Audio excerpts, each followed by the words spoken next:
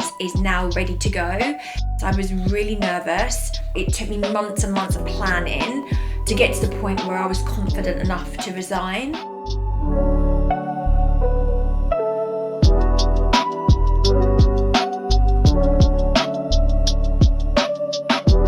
I'm Emma Smith. I am the owner of ELS Recruitment Accounting Professionals, and then more recently Solara Search, which is my Texas business.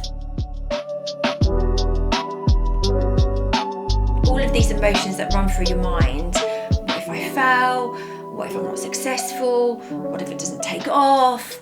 And that can really consume you, and that can eat you up.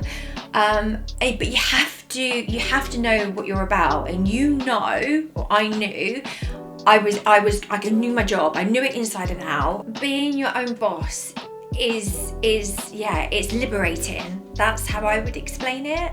I've got the flexibility. I have 2 young children. I've got a busy house. So managing my work around my house, around my children, has been amazing.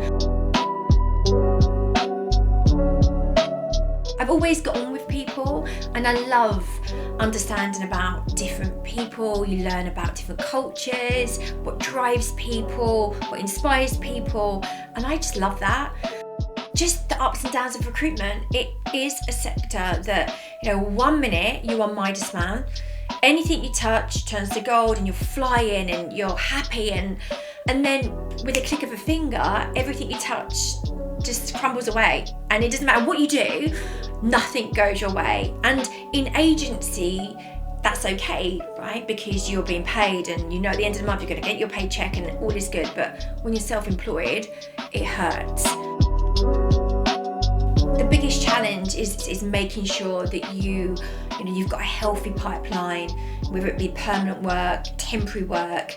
I've always been a permanent recruiter, but since I've been self-employed, I have moved into the temporary space. So it's making sure that I'm protected, that my candidates are protected.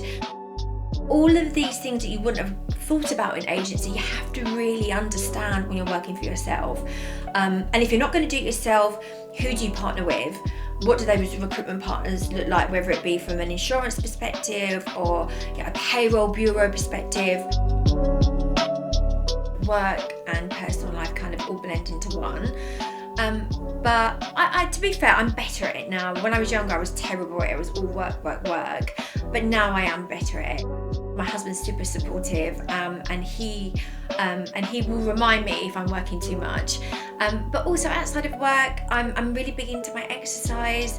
I also own a couple of bounce franchises, which I think I was having a midlife crisis, to be fair, when I trained. But I absolutely love, and so that's been good for me, because A, it's great because it's fitness and it keeps me healthy, but it gets me away from my desk. Also walking. We've got 3 big dogs. We absolutely love dogs. So we've got a Great Dane and 2 Weimaraners that keep us exceptionally busy and fit as well. So yeah, that's nice. Sometimes at the weekend we just get them in the car, just travel and just walk for hours.